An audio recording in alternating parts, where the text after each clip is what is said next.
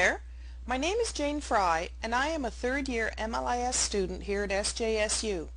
There is one process which I use whenever I have a research paper due for a class, and I am excited to pass this tip along to you. I hope that some of you will try it and will find it helpful. Here is the agenda which I will be following. I will tell you what the tip is, I will then show you an example, and finally I will tell you why I like using this process. Before I start writing a research paper, I put together a template and I add to it as needed.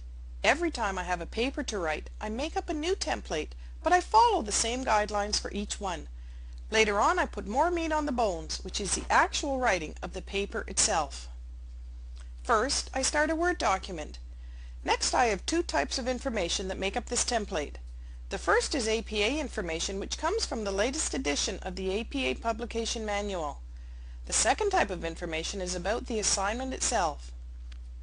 This is all the information that is given in the assignment description, the length, the topic, any questions that have to be answered, any hints that have been given, etc. In other words, everything that is in the assignment description. As well, I include all the tips given separately in emails and discussion posts. It is important when putting this template together to place all the information in the appropriate place in the template. That is, if the prof specifies that they want keywords put in after the abstract, I put this on the abstract page.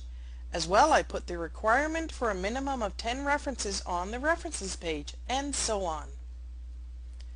Now we are going to see an example. It is short, just 4 pages, because it is just the beginning of an actual template which I used. I did add more to it later on.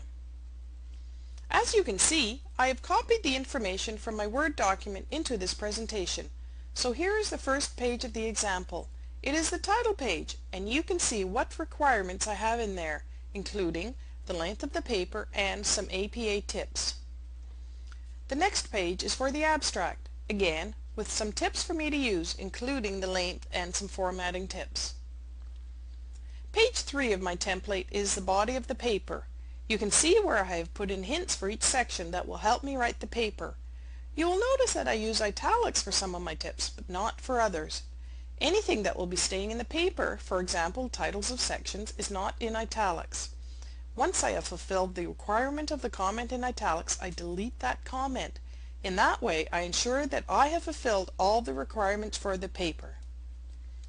The last page of the template is the references page with my hints and the requirements from the prof.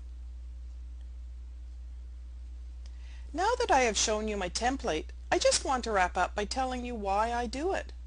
All the information I need about the assignment is at my fingertips.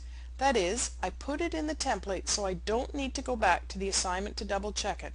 As well, having all the requirements from the prof ensures that I don't lose or miss any marks. That is, I don't forget to answer a question and I don't forget to format the paper correctly. Writing out all of these points also helps me to understand the assignment better. And I want to mention here that using this process has helped me in every course that I have taken.